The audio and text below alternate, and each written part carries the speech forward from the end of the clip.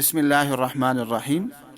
پیارے بچوں، آج آپ کو ایک خزانہ دفنانے کی کہانی سناتے ہیں۔ پیارے بچوں، ایک آدمی تھا، اس کے پاس بہت سارے پیسے تھے اور اس نے کہیں سفر پر جانا تھا۔ اب اس نے بڑا سوچا میں کس کے پاس یہ خزانہ رکھوا کر جاؤں، کہیں ایسا نہ ہو کہ واپسی میں کوئی مجھے دے نہیں۔ اور اس نے بہت سوچا تو کچھ سمجھ نہ آیا کس کے پاس رکھواؤں، تو اس نے ایک ترتیب سوچی۔ اس نے جنگل میں گیا اور ایک درخت کے نیچے اس نے گڑھا کھودا اور گڑھا کھود کر وہاں ایک مٹکے کے اندر اپنے سارے پیسے اور اشرفیاں اور دینار وہاں اس کے اندر رکھ دی اور اوپر سے گڑھا بند کر دیا اور درخت کو بطور نشانی رکھ دیا اور نشانی رکھ کر وہاں سے چلا گیا۔ اب اس کے بعد وہ سفر پر چلا گیا۔ کافی عرصے کے بعد وہ واپس ہوا، تو واپس آنے کے بعد اس نے اس درخت کے نیچے کھدائی کی تو دیکھا کہ وہاں تو خزانہ ہے ہی نہیں۔ اب بہت پریشان ہوا کہ اب میں کیا کروں۔ اب اس نے اپنی پریشانی کا ذکر کچھ لوگوں سے کیا کہ بھئی اب مجھے کیا کرنا چاہیے، میں نے تو خزانہ دفن وہاں کیا تھا، اب اس کے بعد اب ہے ہی نہیں خزانہ، کوئی نکال کر لے گیا، میرے ساری کی ساری دینار اور درہم سب کچھ نکال کر لے گیا ہے۔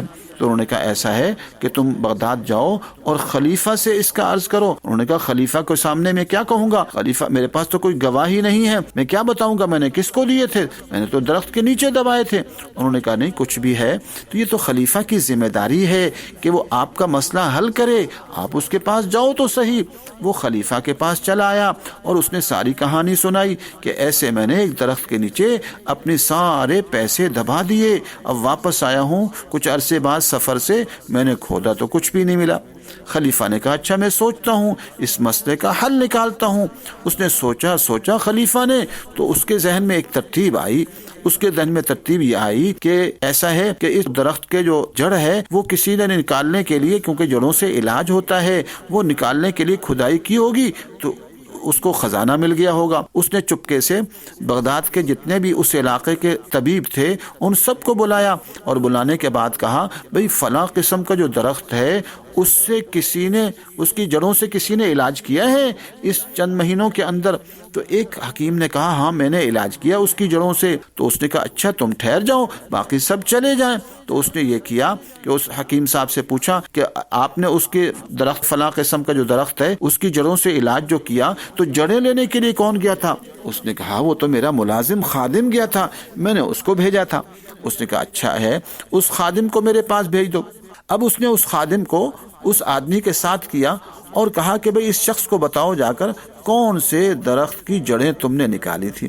اب اس کو یہ نہیں پتا کہ یہ وہی شخص ہے جس کا خزانہ وہاں دفن تھا، اس کو تو نہیں پتا۔ اب آیا اور اس نے آ کر بتایا کہ اس درخت کی نیچے سے جڑیں نکالی تھی۔ اس نے واپس خلیفہ کے پاس آیا، خلیفہ نے اس آدمی سے پوچھا جس کا خزانہ چوری ہوا تھا، اس سے پوچھا کہ یہ وہی درخت بتا رہا ہے کوئی اور درخت بتا رہا ہے؟ اس نے کہا درخت تو وہی بتا رہا ہے۔ تو اب خلیفہ نے اس خادم کو علیحدگی میں بلایا اور بلانے کے بعد کہا کہ وہ خزانہ جو تم نے وہاں سے نکالا ہے وہ فوراً نکال دو، نہیں تو میں سخت سزا دوں گا۔ پہلے تو وہ نہیں مانا، لیکن جب بادشاہ نے بہت سخت سزا دینے کا فیصلہ کر ہی لیا تو اس نے کہا ہاں اب مجھے نہ مارے، میں بتاتا ہوں۔ پھر اس نے بتایا کہ میں نے خزانہ نکالا تھا اور نکالنے کے بعد ایسا ہوا کہ میں نے لا کے کچھ تو خرچ کر دیا ہے، باقی میں دے دیتا ہوں۔ تو اس طرح پیارے بچوں ان کا خزانہ واپس مل گیا۔ تو پیارے بچوں اگر حکمران چاہیں تو بہت سارے مسائل فکر مندی سے حل ہو سکتے ہیں، چاہے گواہ نہ ہو۔ یہاں جس کا خزانہ چوری ہوا تھا اس کے پاس کوئی بھی